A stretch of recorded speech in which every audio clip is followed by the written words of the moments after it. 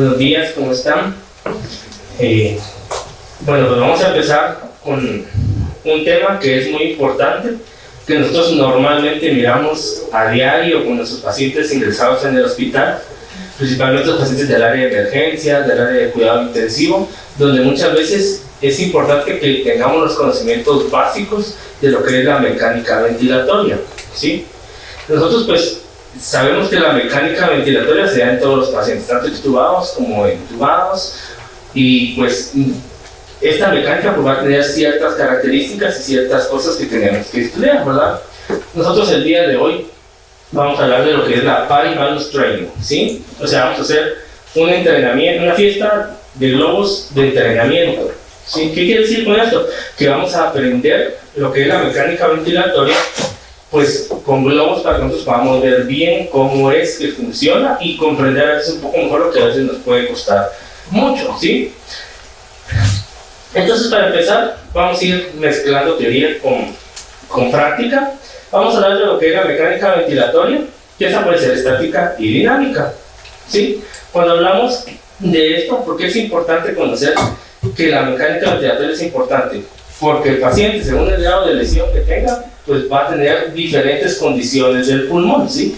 Un pulmón normal pues va a tener un consumo de oxígeno normal, pero conforme va aumentando la lesión pues va a tener mayor consumo de oxígeno, la complianza va a estar disminuida, la frecuencia va a estar aumentada, el volumen tidal va a disminuir según como el grado de lesión que tenga el paciente, ¿verdad? Entonces, como vemos que se divide en estática y dinámica, pues vamos a empezar con la estática, ¿sí? Y en la estática vamos a medir todas estas características que miran aquí, los volúmenes pulmonares, volúmenes y capacidades, relación presión-volumen, distensibilidad pulmonar, interacción de la pared torácica y el pulmón, la presión transpulmonar y la presión transmural. Entonces vamos a empezar con esto, ¿sí? Con los volúmenes y capacidades. Todos sabemos que tenemos 4 volúmenes y 4 capacidades, ¿sí? Entonces, ¿qué es importante de nosotros conocer esto? De que las capacidades son la suma de 2 o más volúmenes, ¿sí? Entonces es importante que conozcamos esto porque cuando nosotros hablamos de los diferentes dispositivos que vamos a utilizar para administrar oxígeno, pues hablamos de muchas veces de alto flujo, de presión no invasiva, y todo eso va dirigido a ciertas capacidades o ciertos volúmenes que los pacientes manejan. Entonces, miren, esto es lo normal de la relación presión-volumen, ¿sí? La presión-volumen, que es una gráfica donde la presión está expresada en el eje horizontal y el volumen en el eje vertical. Si miramos, empieza a insuflar el pulmón, hay una elevación rápida y luego es el regreso. Ahora estamos hablando de la inspiración y aquí de la expiración, ¿sí? Cuando hablamos de este punto y este punto, pues son los puntos de inflexión inferior y superior. La inflexión inferior es, pues obviamente, cuando se empiezan a abrir los alvéolos durante la inspiración, y lo contrario con el superior, ¿verdad? Pero lo que resulta de esta gráfica es la distensibilidad, ¿sí? ¿Y qué es la distensibilidad? Pues es la cantidad de volumen que el paciente puede meter con ciertas presiones. Entonces, como vamos a ver aquí más adelante, la fórmula de la distensibilidad es los cambios de presión dividido los cambios de volumen divididos los cambios de presión. Pero también hay zonas que ya nos presentan sobredistensión alveolar, o sea, cuando el alveolo ya empieza a abrirse demasiado, ¿sí? Entonces, nosotros tenemos que saber analizar en esta gráfica porque vamos a ver de que no solamente es de tener zonas de sobredistensión, de distensibilidad, sino que también va a haber un área que nosotros tenemos que mantener el alveolo abierto, ¿sí? Que es el PEP. Entonces, cuando nosotros miramos esto, muchas veces pensamos de que las áreas de sobredistensión se dan hasta que llega hasta la última zona, que es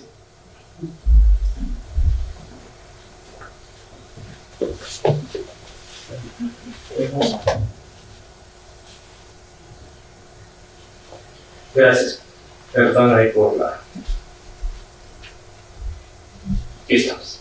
Entonces muchas veces pensamos que hasta aquí se empiezan a sobredistender los alvéolos, pero cuando miramos esto es lo que nosotros pensamos, ¿verdad? Que el alveolo está colapsado, empieza a abrirse y que hasta aquí se empieza a sobredistender. Lo que se sabe actualmente es de que los alveolos se pueden empezar a sobredistender en cualquier momento, ¿sí? ¿Y por qué pasa eso? Porque tenemos alveolos sanos y alveolos enfermos, ¿sí? Alveolos que son más fácilmente distendibles que otros. Entonces, es importante que nosotros veamos esto. Y para eso tenemos este ejemplo. ¿Sí? Nosotros tenemos, imagínense el árbol bronquial en este lado. Ahorita que yo sople, ¿cuál creen que se va a inflar primero?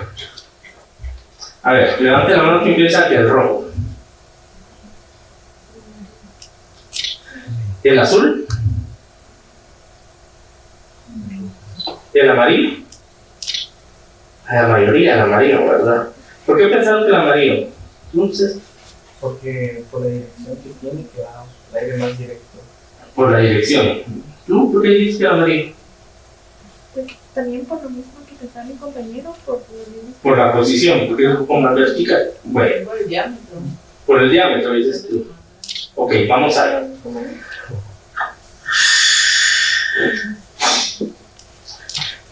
El amarillo. Realmente yo, la verdad, no sabía cuál se iba a inflar primero. ¿Por qué? Porque eso va a depender de la resistencia que tenga cada globo. ¿Sí? Si yo tengo un globo, ahora miramos este. ¿Cuál creen que se va a inflar primero? ¿El rojo o el azul? Levanta la mano el rojo. ¿El azul? ¿Y los demás? ¿Cuál crees tú? Los dos igual. Bueno, vamos a ver. Pues que nadie daba nada, miren. Entonces, ¿qué es lo que pasa? Yo ejercí la misma presión en el árbol bronquial, pero no los tres se inflaron al mismo tiempo, ¿sí? Eso dependía de la consistencia y la calidad de cada uno de los alveolos. Pero ¿qué pasa si este alveolo que estaba colapsado yo lo empiezo a soltar? Se infla inclusive más que este, miren. El amarillo se infla inclusive más que el azul, ¿verdad? Entonces, el cómo el alveolo se distiende va a depender de la calidad de ese alveolo, ¿sí? No necesariamente por la posición en la que esté. Entonces, por ejemplo, vamos a ver. Entonces, hay áreas que nosotros tenemos que ver el reclutamiento alveolar. Y el reclutamiento alveolar, a veces nosotros creemos que cuando subimos parámetros, todos los alveolos se comportan igual. Y le tenemos miedo al PEP porque pensamos que el PEP va a reventar. Puede ser que sí, pero realmente son muchas las características que tenemos que ver para que el alveolo tenga una lesión, ¿sí? Entonces vamos a hablar de lo que es la distensibilidad o complacencia, ¿sí? ¿Y de qué depende esto? De la elasticidad pulmonar y de la tensión superficial en los alveolos. O sea, dentro del alveolo, el surfactante, ¿sí? La elasticidad pulmonar, hablamos de elastina y colágeno, ¿sí? Entonces, ¿qué es lo que tenemos que ver nosotros? Que el pulmón, imagínense ustedes un resorte, ¿sí?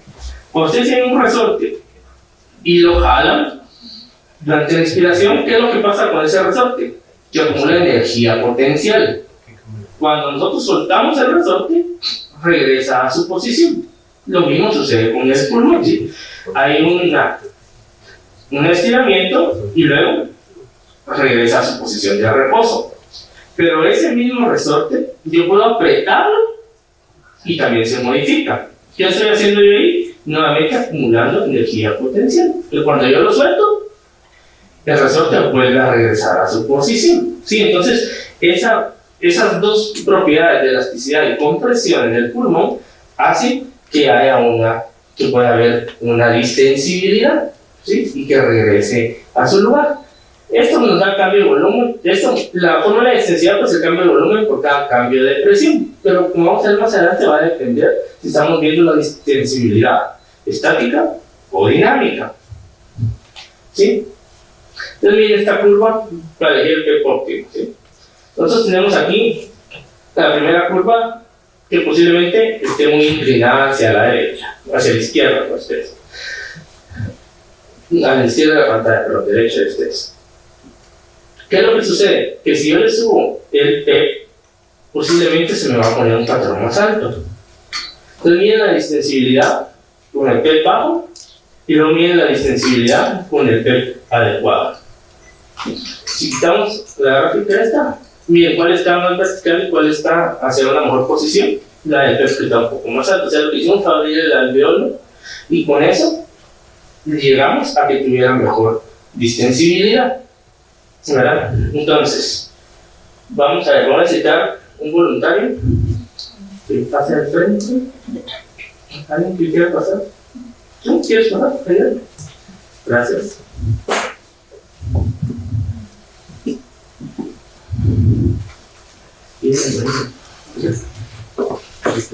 Sí, por favor. Vamos a distribuirla ahí. ¿Quieren pueden distribuir ustedes ahí en el programa?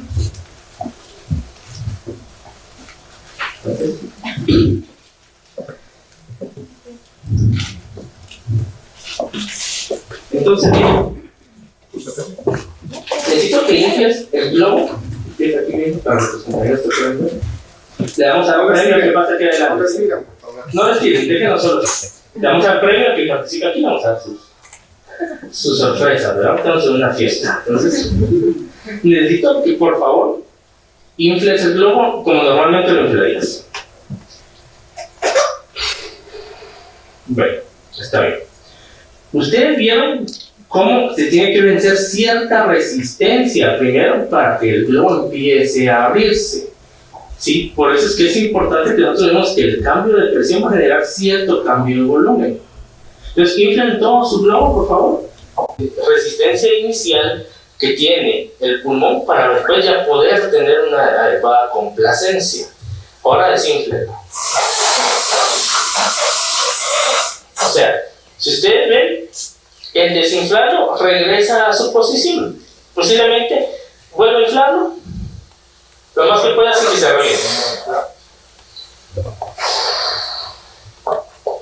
Vamos, allá nomás, necesita arrancar. Ahora, sácalo. Todo ahí. Vuelve a inflar.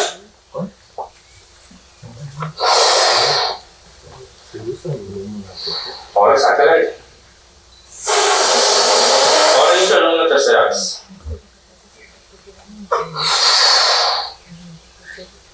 Ahí estamos. Entonces, ¿qué pasó? Si ustedes miran la resistencia que ahora pone el globo para poder tener una buena intensidad es diferente, ¿sí? Si todos sienten ahora todo su globo y van a sentir la resistencia es menor, ¿sí? Cuando un globo es nuevo, la primera respiración del neutro será así. Tiene que ser compresión, pasar en presión para poder tener una buena extensibilidad. Es como el globo, ¿sí? Entonces, mientras más estamos inflando y dentro del globo, pues va a estar más fácil porque la resistencia va a disminuir, ¿sí? Muchas gracias, Mauricio. Entonces, la distensibilidad es de ver que la distensibilidad nosotros tenemos que tener una norma estricta, es decir, que un paciente tiene que tener una distensibilidad de 2 pulmones, ¿sí? Si ustedes miran, si el paciente tiene si tuviera solo un pulmón, un paciente que le tiene que quitar un pulmón por X patología, ¿qué es lo que pasa? Que si nosotros esperamos que tenga una distensibilidad como de 2 pulmones, estamos equivocados, ¿sí? Nuestra distensibilidad tiene que ser la mitad.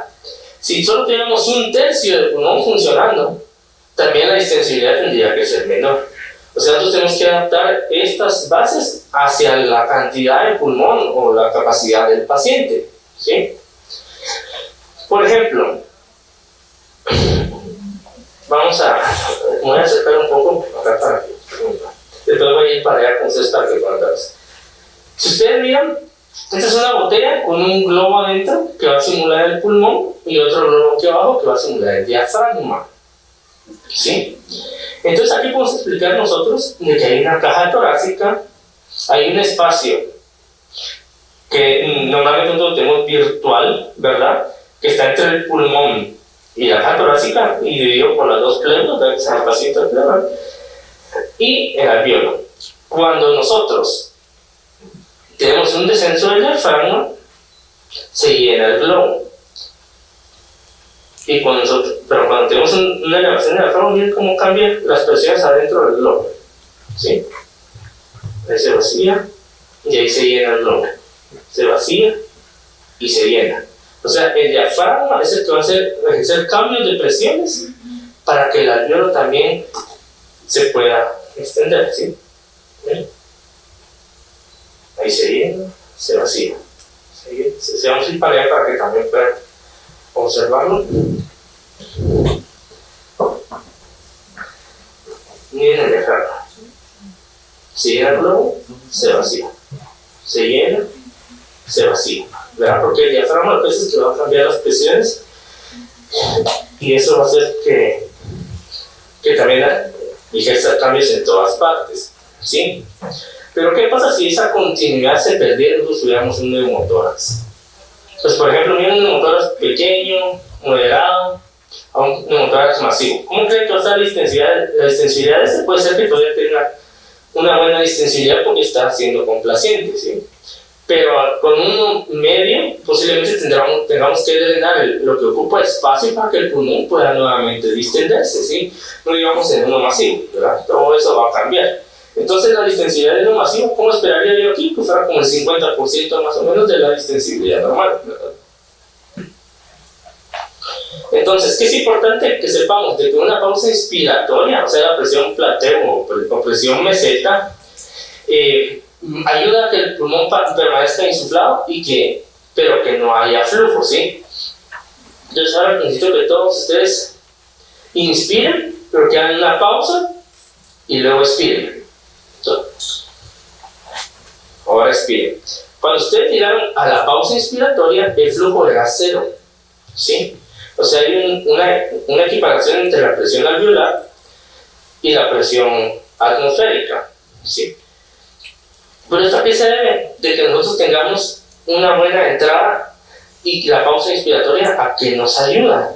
Pues muchas veces nos ayuda a que como nosotros tenemos en la vía aérea alvéolos de llenado rápido y alvéolos de llenado lento, o sea, hay alvéolos de llenado rápido que se llenan más rápido y eso se llena más lento, ¿sí? Porque no es igual como se llena. Pueden generar diferentes resistencias. Entonces la pausa inspiratoria nos va a ayudar a equilibrar esas presiones y esa complancia y la resistencia de los alvéolos. Pues han visto que cuando nos pueden hacer física de pequeños, dice el profesor cuando ya estamos cansados, respiren, mantengan el aire y sáquenlo, ¿verdad? La base de eso es de que haya mejor distribución de gas en todas las vías aéreas, ¿verdad? Entonces nosotros tenemos diferentes formas en que se puede compensar, ¿verdad? Durante la pausa pues pueden pasar de un alvéolo hacia otro. Tenemos canales y poros que nos ayudan a esto, ¿verdad? Para equiparar presiones y volúmenes en cada alvéolo, que son los de Korn y de Lambert, ¿sí? Entonces, ¿qué es lo que sucede entre la interacción de la pared, la pleura y el pulmón? Pues si miramos nosotros al inicio de la inspiración, el flujo es cero. Antes de que empecemos a inspirar, el flujo tiene que ser cero, ¿sí? La presión barométrica a nivel del mar es de 760 milímetros de mercurio, ¿sí? Una atmósfera, un Torricelli. Pero conforme vayamos subiendo nosotros, la presión barométrica va a ser menor, ¿sí? Entonces ustedes han visto que cuando uno se sube al avión dicen, si tenemos una caída de presión, bajará un dispositivo con oxígeno puro para que se lo coloque, porque hay una caída brusca de presión barométrica. Entonces esos cambios también afectan al pulmón. Pero para fines de ventilación, la presión barométrica va a ser de cero, siempre porque estamos hablando de flujos, ¿sí?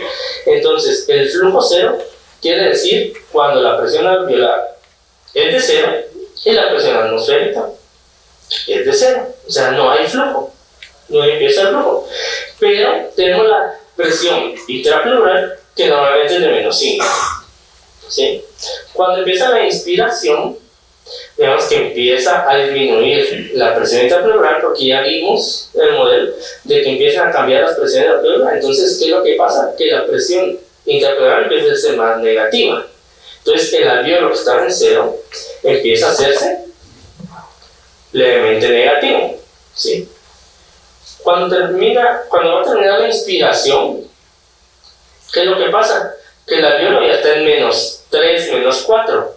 Entonces, como la atmósfera está a 0 y el alvéolo a menos 2, ese gradiente de presión hace que el aire, ¿ven?, pase de la atmósfera hacia adentro del alveolo, que es lo que vimos nosotros que sucedía aquí. O sea, lo que generamos nosotros era un cambio de presión adentro de la botella para que el alveolo se llenara, ¿sí?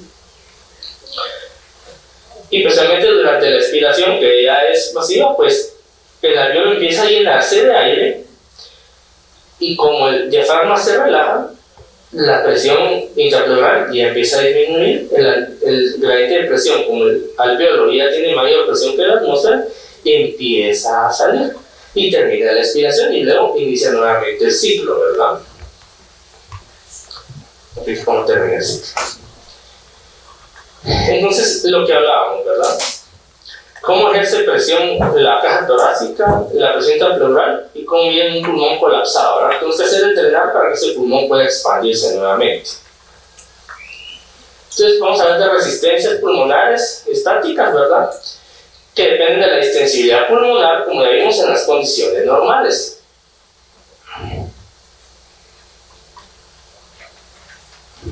Entonces, para atrás, muy bien. Ahí está.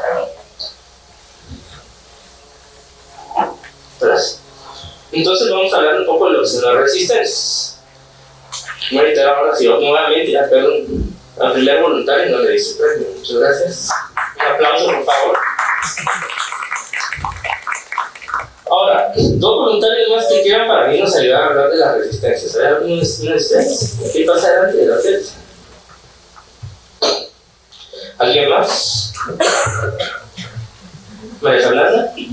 Gracias. Ahí, tres, perfecto. Vamos a ponernos aquí, por favor, como que sea la piñata. Para que las conozcamos, vamos a preguntar su nombre, ¿verdad? Marcela, muchas gracias. Alejandra y María Fernanda. Un aplauso para ella, por favor, que puedan participar con nosotros. Bueno, les voy a dar un globo a cada una. Gigante.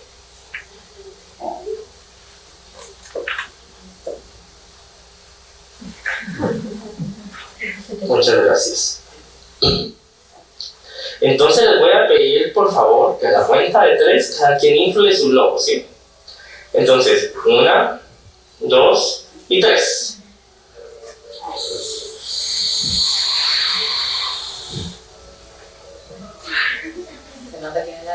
Sí. Eso va. Muy bien, gracias. Vamos a ver. ¿Por qué crees que no lo pudiste inflar? Ah, muy largo.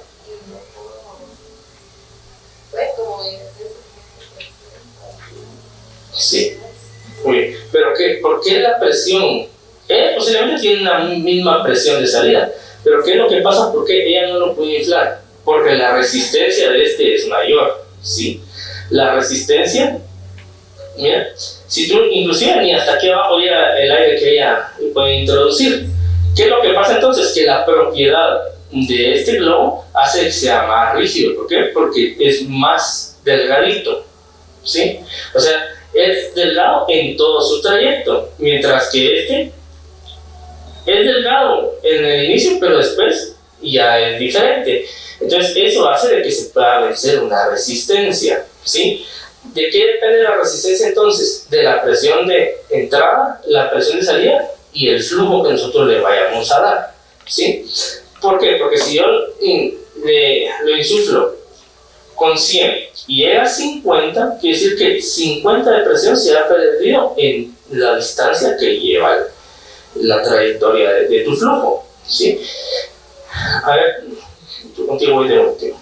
Mafer, ¿cómo te fue? Porque está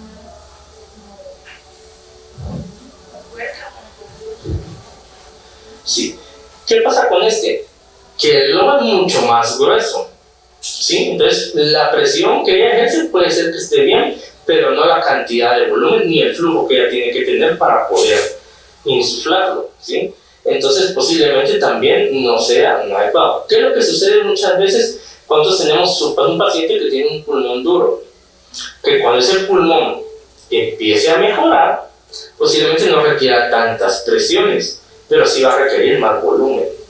Entonces muchas veces va a requerir más parámetros ventilatorios de los que ya tiene y nosotros erróneamente vamos a pensar que el paciente está deteriorando. Por el paciente la resistencia es menor, pero el volumen que ahora puede agarrar porque la complacencia es mayor, va a ser mayor y muchas veces pensamos que es deterioro, ¿sí?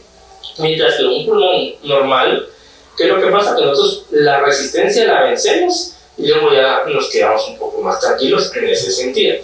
¿Quién pasa a sentarse? Les vamos a explicar sus sorpresas.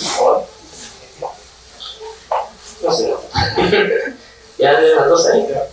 Un aplauso para ellas, por favor, muchas gracias. Entonces, ¿qué es lo que pasa? Y esto lo vamos a ver más adelante con lo que son los flujos.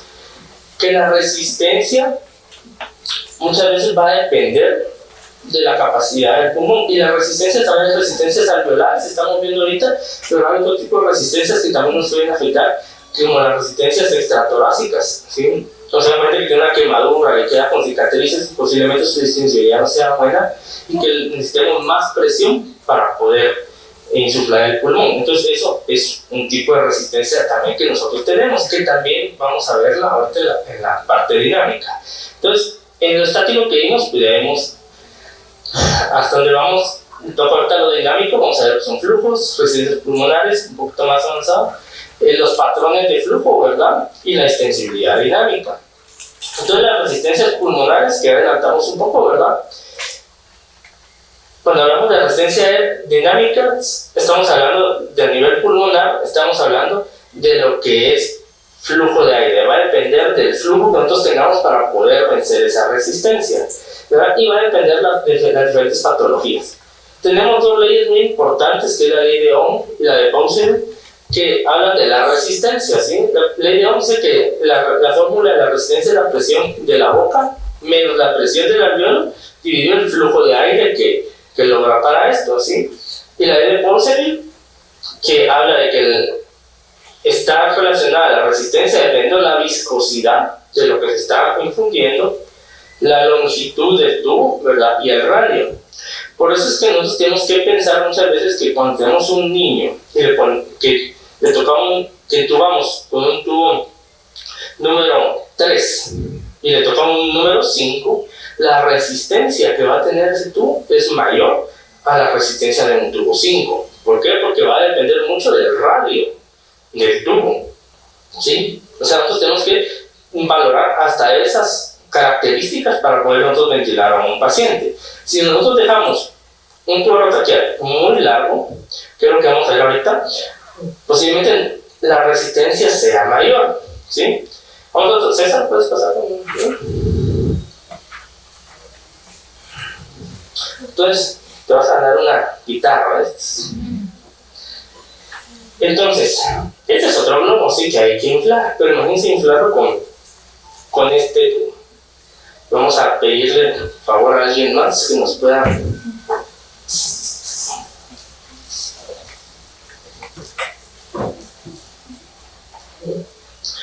Maestro, ¿podría colaborarnos? Muchas gracias. Entonces aquí está el agujero, ¿eh? Para inflarlo. Entonces voy a necesitar que por favor inflen los dos el globo, ¿sí?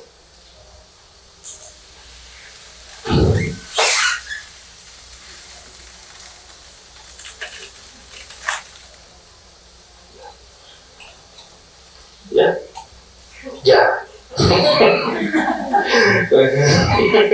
Muy bien, gracias. ¿Qué es lo que pasa en este caso? Por ejemplo, César infló el globo a través de un tubo. Muchas veces nosotros necesitamos tener un paciente intubado para mejorar las resistencias, ¿sí? Muchas veces el paciente está tan colapsado que muchas veces el aire que él está jalando no es el suficiente para poder tener una buena distensibilidad porque las resistencias son mayores, ¿sí?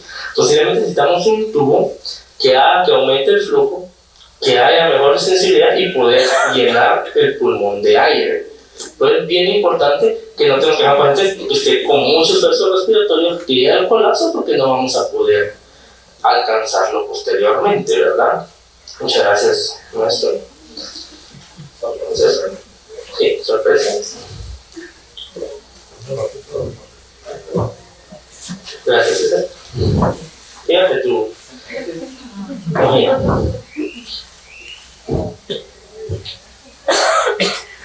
Gracias. Entonces, si mira, uno puede aprender muchísimo, muchas veces uno el pulmón, o sea, cierra los ojos si quiere imaginarse el pulmón, cómo es la mecánica y todo, pero cuando lo agarramos así con globos y en vivo, es mucho más fácil muchas veces comprender qué es lo que está pasando en el pulmón, en las presiones, las resistencias, ¿verdad? Entonces, si miran ustedes las resistencias, ¿dónde creen que hay más resistencia? ¿En la parte, en la vía aérea superior o inferior? Delante de la mano superior. Delante de la mano, tú piensas que hay más resistencia de la vía aérea inferior. ¿Y los demás? ¿No creen? Bueno, miren. Esta es la distribución topográfica de la resistencia, ¿sí? Si miran, hay más resistencia en la vía aérea superior que en la inferior, ¿sí? Cuando la cerca se bifurca, pasa de ser un tubo circular a ser dos, ¿sí? De menor tamaño del primero. Pero la suma de esas dos, si nosotros sumáramos las dos y la comparáramos con la primera que se bifurcó, sería mayor, entonces la resistencia va a ser menor, ¿sí? Entonces cuando nosotros llegamos al final del árbol, lo que pasa es que son más pequeñas, pero al sumarlas todas, tienen menos resistencia que la vía aérea superior, ¿verdad? Por eso es importante ver estos estudios. Aquí están las generaciones, ¿verdad? De bronquios y todo, los metros cuadrados que representan, bien, 60 metros cuadrados en la 12ª generación, y el ataque solamente 5 centímetros. Entonces, como que es más pequeño, genera más resistencia, ¿verdad? Entonces, miren esto. La vía aérea normal. Pero si tenemos un paciente con espasmo, ¿cómo está el radio de este? ¿Cómo creen que va a estar? Disminuido. Una capa media inflamada, disminuido. Tapón de mocos, disminuido. Entonces, imaginen un paciente que tiene dificultad respiratoria que se acentuaron por neumonía, que tiene mucha resistencia, poca distensibilidad, está intubado y encima de todo tiene un tapón de moco. ¿Cómo creen que ese paciente va a estar? Malísimo. Entonces nosotros tenemos que mejorar las condiciones, pero no solamente saber cómo funciona la ventilación, qué le estoy mejorando, sino que llevar a las acciones que van a hacer que mejore esto, ¿sí? Entonces, por ejemplo, miren esta trompetita, ¿sí? Tiene un globo aquí. Lo voy a hacer yo porque no tengo más aprecio, ¿no? Si yo la inflo, miren.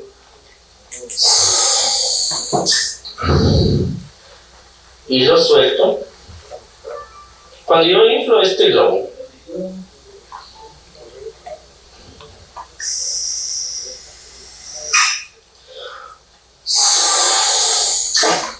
no inflo, pero lo suelto, hay un periodo de insuflación y otro periodo de exhalación, ¿sí? Pero ustedes oyeron el sonido, al final de la respiración.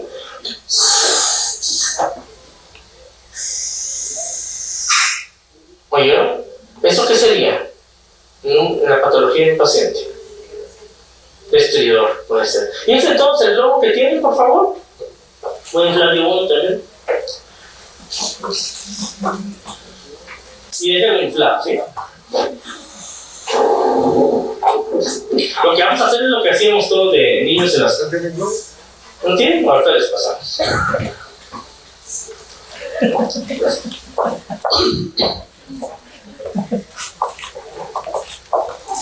¿Ustedes inflaron? Bien. Ahora hagan lo que todos hacíamos de niños, ¿sí?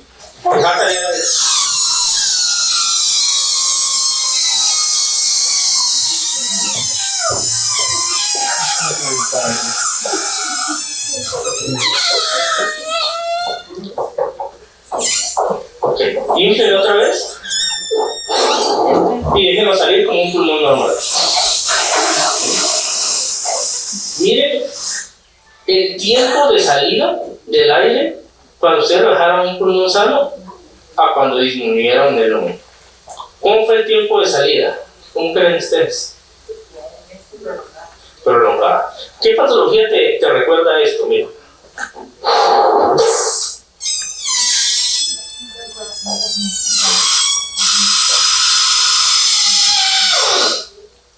¿Qué patología te recuerda? Asma, ¿sí? O sea, la fase expiratoria está prolongada, ¿sí? Hay ruido de expiración a la expiración, ¿por qué?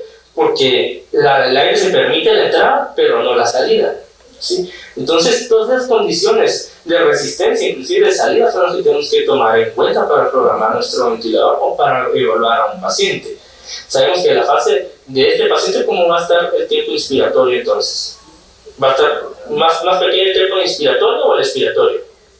El inspiratorio, ¿verdad? Entonces, posiblemente el tiempo de expiración tiene que ser mayor de lo que nosotros tenemos pensado, ¿verdad? Y programado. Pero es bien importante conocer lo que mirábamos.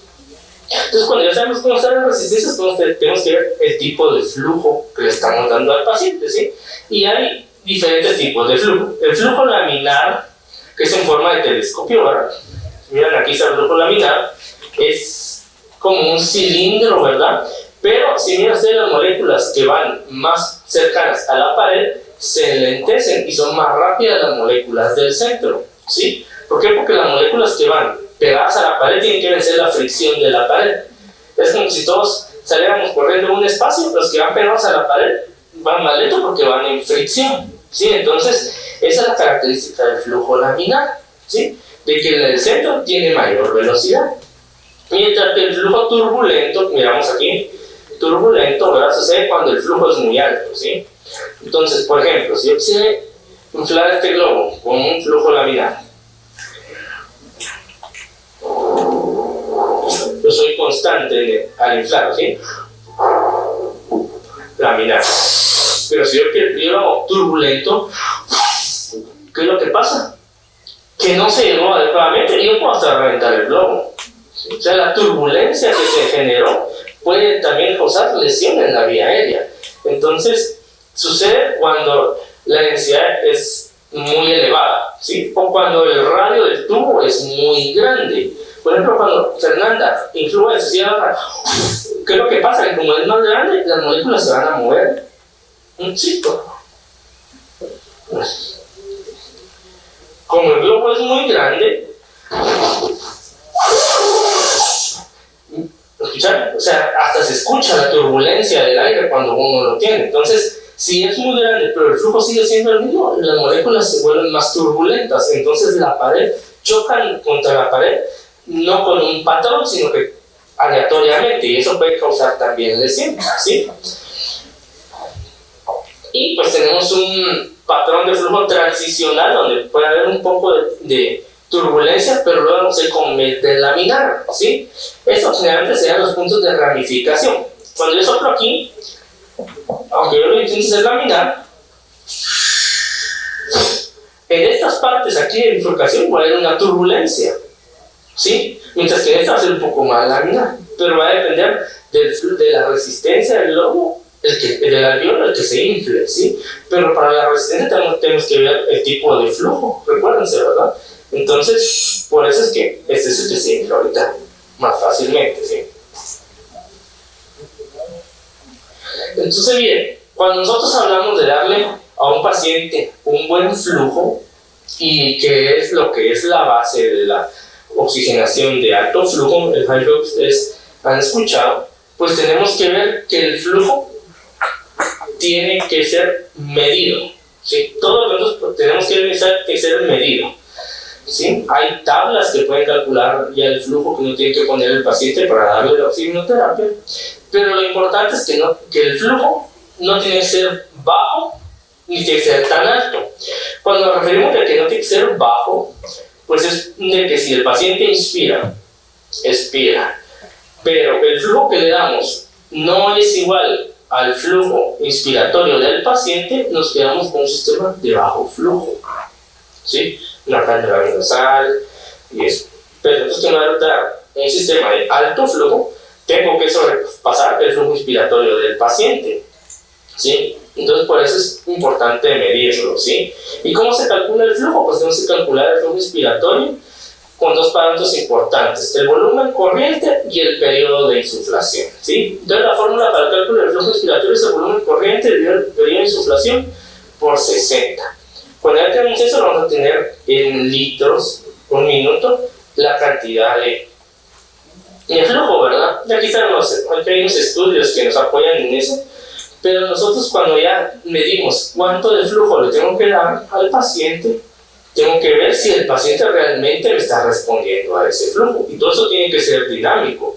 Puede ser que el paciente requiera más flujo al inicio porque tiene diferentes resistencias y tiene diferentes cosas, pero conforme va mejorando el paciente, pues va a ir disminuyendo.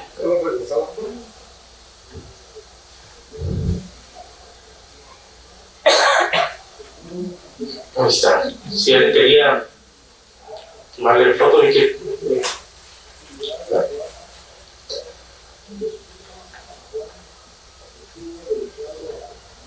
¿Estamos? Entonces, ¿cómo podemos nosotros ver si lo que estamos haciendo está bien con el paciente? Pues tendríamos que ser tan invasivos o podríamos ser no invasivos. Pues está el índice de ROX, ¿sí? El ROX Index, que lo que mide es la saturación del paciente según el FiO2 que tenga, dividido en la frecuencia respiratoria. Cuando el paciente empieza a mejorar, ¿qué es lo que va a pasar? Que la saturación va a subir, la necesidad de FiO2 va a disminuir y la frecuencia respiratoria va a disminuir. Entonces, el índice de ROX va a ser mayor. Lo normal es de que esté arriba de 4.8, ¿sí? Entonces, imagínense que tenemos un paciente con 82 de saturación, con 80% dividido el FiO2, 80% de oxígeno, y respira 60 veces por minuto. 82 dividido 0.8 dividido 60, la frecuencia respiratoria da un ROX de 1.7. Ese puede ser al inicio cuando le estamos colocando nosotros al paciente el alto flujo. Pero a los 30 minutos evaluamos nosotros nuevamente al paciente y miramos que la saturación mejoró a 90, podemos mantenerle una FiO2 de 50% para mantener esa oxigenación, y la frecuencia respiratoria disminuyó a 40, vamos a tener un índice de ROX de 4.5, o sea, el paciente ya mejoró. Y a las 2 horas tenemos un paciente con 92 de saturación, 40 de FiO2 y 30 de frecuencia respiratoria con un ROX de 7.6. O sea, el paciente va evolucionando bien, ¿sí?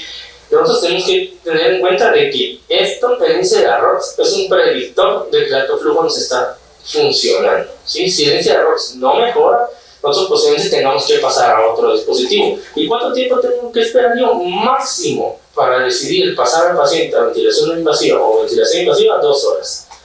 Eso es lo máximo que yo puedo esperar. No puedo decir, dejémoslo 24 horas en alto flujo, a ver si el paciente mejora, démosle chance. Si en 2 horas el paciente no mejora el índice de ROX, pasamos al siguiente dispositivo, ¿sí?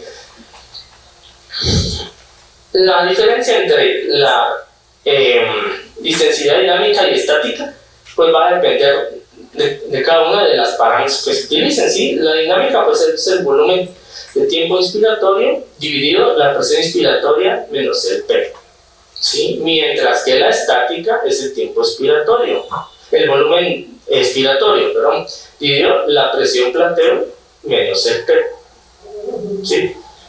Repitiendo, la dinámica, volumen inspiratorio dividido pi menos P. La estática, volumen expiratorio dividido presión planteo menos P, ¿sí? Entonces, dependiendo del momento que nosotros midamos la distensibilidad, ese es el valor que nosotros vamos a tener, ¿sí? ¿Cómo podemos mejorar? Pues incrementando el volumen, ¿sí? Entonces, aquí vamos, y repito, porque es bien importante que sepamos que el paciente cuando va a mejorar va a disminuir la resistencia, pero va a requerir más volumen, ¿sí? Todo paciente que esté con una lesión pulmonar va a disminuir la resistencia para mejorar, pero va a aumentar la necesidad de volumen. Entonces, ¿qué tenemos que nosotros para mejorar la intensidad? Aumentar el volumen, ¿sí? O mantener constantes el PEP y la presión planteo, ¿verdad? siempre el PEP estable. Recuerden, incrementar PEP. Recuérdense que el PEP es lo que nos va a ayudar a que el alvéolo se abra. Entonces el cambio de presión del PEP en adelante va a hacer que el pulmón se distienda. No que se abra, sino que se distienda, que era lo que mirábamos en el globo. Que primero hay que vencer una resistencia para que la distensibilidad sea más fácil con menor presión.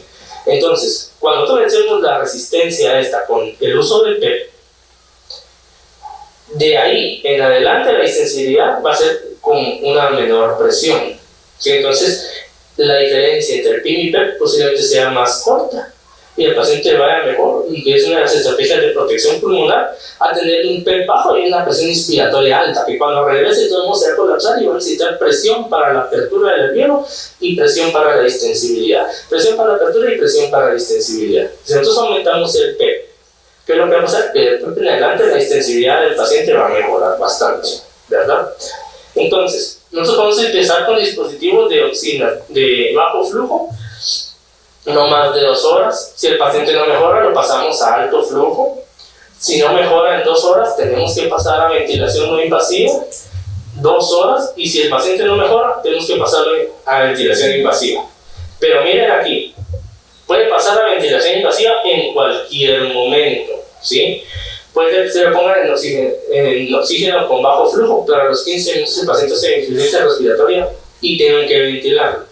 Eso no está mal tampoco. Esto no es algo que sea escalonado necesariamente.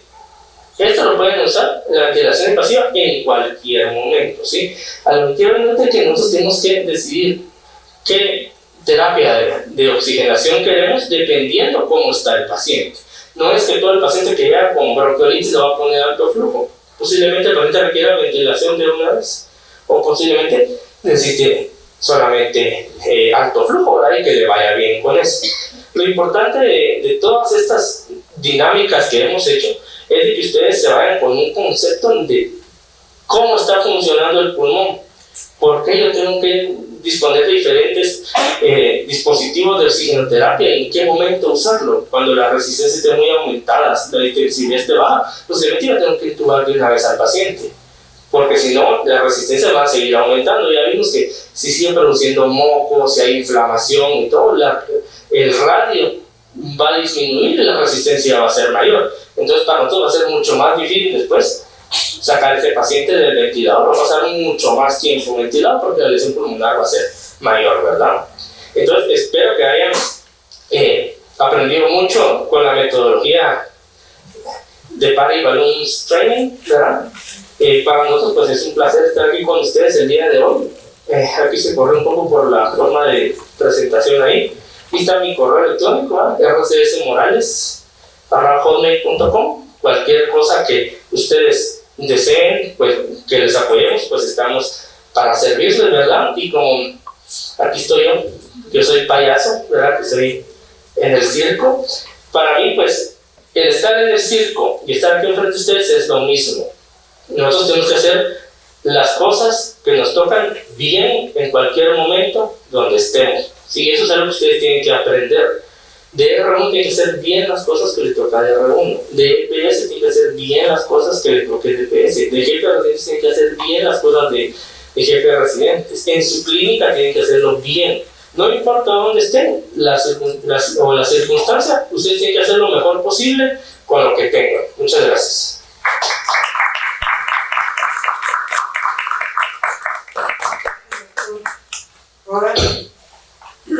Y por favor, para los que nos ven vía internet, contestar su evaluación para poder tener sus horas clínicas. El día de hoy pues vamos a otorgarle el diploma al doctor y el diploma a la Universidad de San Carlos y de esta manera. Universidad de San Carlos de Guatemala, Facultad de Ciencias Médicas, Escuela de Estudios de Posgrado, Área de Educación Continua en Ciencias de la Salud, otorga el presente diploma de reconocimiento a Dr. Robert Conrado Sierra Morales por su participación como conferencista en las actividades de educación continua a los residentes del programa de maestrías en ciencias médicas con especialización en pediatría, impartiendo el tema seguridad del paciente pediátrico. Guatemala, 1 de junio de 2019, y enseñada a todos, firma el doctor Álvaro Giovanni Franco Santiago. Gracias.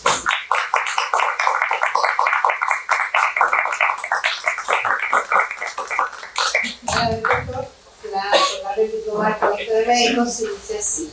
El Colegio de Médicos y Cirujanos de Guatemala, la Comisión de Educación Médica Continua, otorga el presente diploma al doctor Robert Conrad Sierra Morales por impartir la conferencia de pediatría con el tema seguridad del paciente pediátrico. Firma el doctor Álvaro Giovanni Franco Santisteban, coordinador de la Comisión de Educación Médica Continua, doctora Ruti Baral, secretaria de la Comisión de Educación Continua. Gracias, doctora.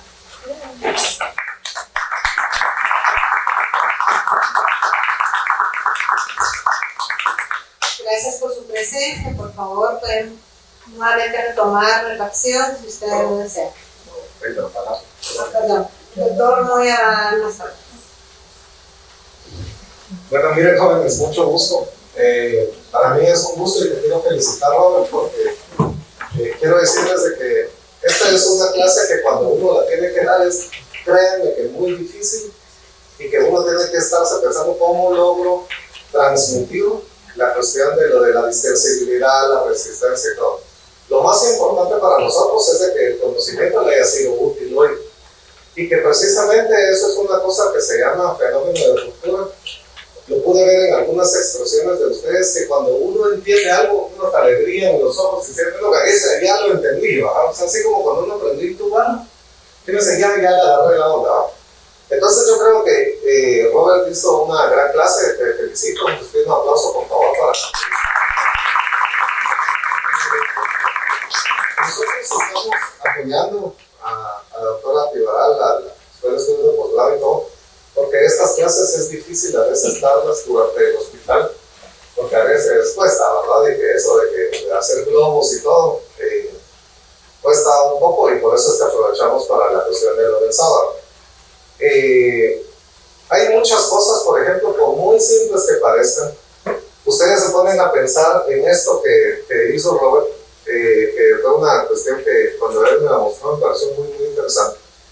Si ustedes se ponen a pensar en un Guillain-Barré, donde el parénquima está sano, pero él no mueve el diafragma, ¿sí? O sea, esa es una cosa que lo puedes hacer solo para... O sea, imagínense ustedes de que uno entiende lo que es la expansión de los alveolos, pero ¿qué pasa si no mueve el diafragma? ¿Sí? ¿Qué pasa si el paciente tiene ascitis? ¿Qué pasa si el paciente tiene distensión abdominal, hepatomegalia o alguna cuestión así, ¿no? Entonces, todo esto nosotros lo queremos integrar en las próximas clases. La próxima clase es 20 de julio con el doctor Ernesto Velázquez. Y luego en las próximas clases de agosto, y la de octubre es, ¿verdad? Pero la cuestión es de que, mire, para nosotros, precisamente como decimos con Robert y lo decimos sobre los hijos, si les gusta, recomienden, ¿verdad? Porque la cuestión es que lo que nosotros, yo sí me comprometo con ustedes, y es el compromiso de Robert también, y que yo le agradezco que haya estado en todas las clases y queremos estar en todas, es de que esta clase sea una clase fuera de lo convencional de lo que uno recibiría en el día a día, ¿sí? O sea, nosotros sabemos de la calidad de posgrados en los que uno está, de que todos son espectaculares posgrados y todo, pero hay cuestiones de integración que no nos la logran dar. Entonces, en la clase de agosto, Es el 3 de agosto, doctor. el 3 de agosto, ahorita viene la del 20 de julio, que es con el doctor Ernesto Velázquez, que nosotros vamos a acompañarlo también, y el 3 de agosto, la del 3 de agosto, nosotros la vamos a trabajar ya sobre inteligencia artificial, Big Data y monitoreo de los pacientes, porque lo que nosotros queremos es de que en realidad el monitoreo no se lo enseñan a uno nunca. Lo que explicó Robert acerca de, bueno, con tan solo que eso yo lo hubiera aprendido de residente, de ponerle alto flujo, estarlo evaluando cada 2 horas. Yo no escuché que en ningún momento dijera él, sáquenle una radiografía o gases. ¿Sí? ¿Escucharon ustedes que diera radiografía o gases? O sea, él decía, valoren la saturación, valoren la frecuencia respiratoria, valoren la FIO2. Eso se puede hacer en cualquier lugar del país.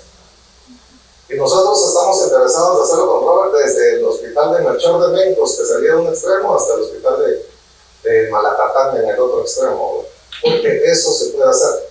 A veces uno dijera, ay, pero es que mira, dieron una chava con globo y los pediatras que siempre nos echan ahí bronca porque somos así más entretenidos, ¿va? Pero hay pacientes que se mueren de eso.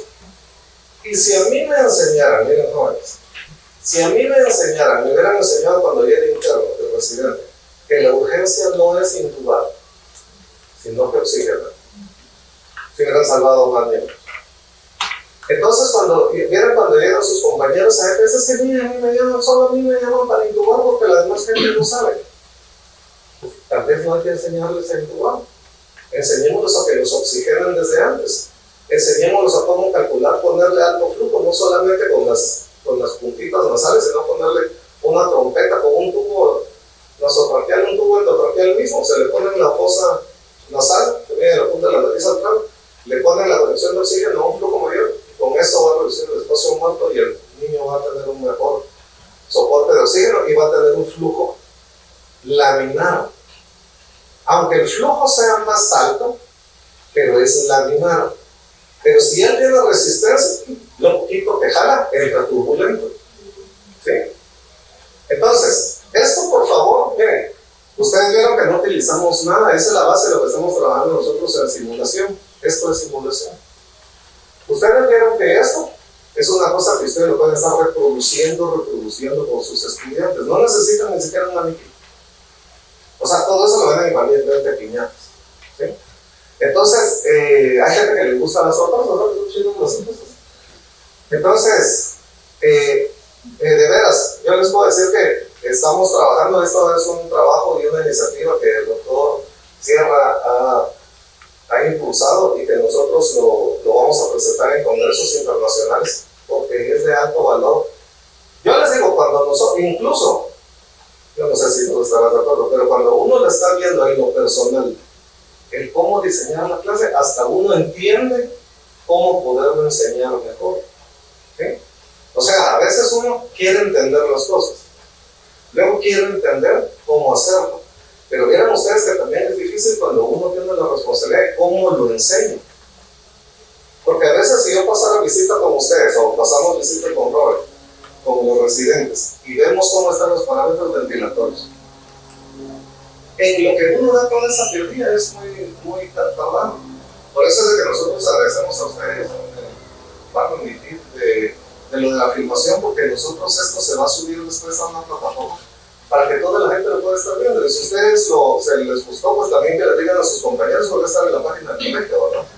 Para que lo puedan ver, incluso a los nuevos externos, internos y enfermeros. Miren, ahí hay un video donde ustedes pueden ver lo básico inicial, ¿va? Lógicamente, eso no es todo. Entonces, pues felicitarte, de veras muchas gracias, te felicito por toda la iniciativa que tenés. Hoy le falló una cuestión que él siempre dice, él es payaso real y profesional y es instructor de payasos. Yo he dado curso de reanimación en la escuela de payasos. O sea, un payaso puede salvarle la vida por la obstrucción del cuerpo extraño en una piñata a un niño, ¿o no? O sea, eso cuando dicen es que le he ido a dar clase a payasos, la gente, nah, sí, le hemos ido a dar clase a los payasos, porque a veces, ¿han visto ustedes cuando los globos se rompen? Que los niños se empiezan así burbujitas y el globo se le puede ir, ahí sí que es culpa del payaso, ¿va? También eso es como dicen, la cagó el payaso, ¿va? Pero entonces el payaso mismo puede salvarle la vida, ¿sí? Entonces eso es lo más importante del conocimiento. Entonces, pero Robert lo dice, de lo de que hasta ser payaso es cuestión seria, ¿sí? O sea, hasta cuando uno tiene, bueno, lo que yo he entendido de cuando él hace las cuestiones de payaso real, ¿no? Pero que no permite payasadas en uno tiene que tener un plan, ¿o no? Tuvimos que juntarnos para poder hacer el plan. Tuvimos que mandar a esterilizar eso, qué tipo de globos teníamos que comprar, todo. Hasta el por qué los globos tenían que ser de diferentes colores. Fíjense de que si nosotros en los tres hubiéramos ¿cuál globo blanco sería lo primero? No lo saben, ¿no? O sea, sí. Pero por ejemplo, lo único que tal vez faltaba es de que un flujo continuo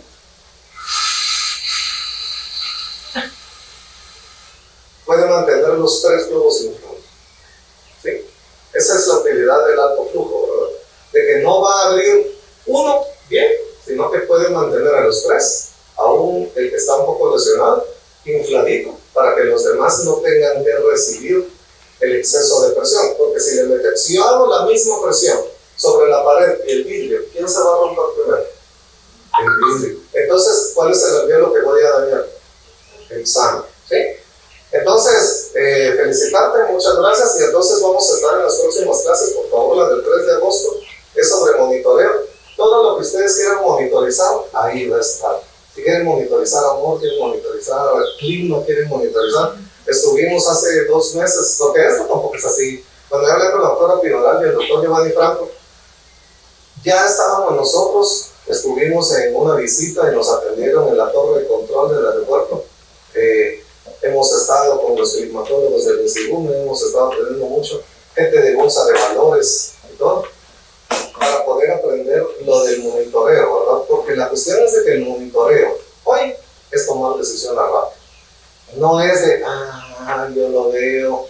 Incluso lo van a ver ustedes de que la base de lo que nosotros hablamos de inteligencia artificial está basado así como cuando ustedes ven lo de reconocimiento facial.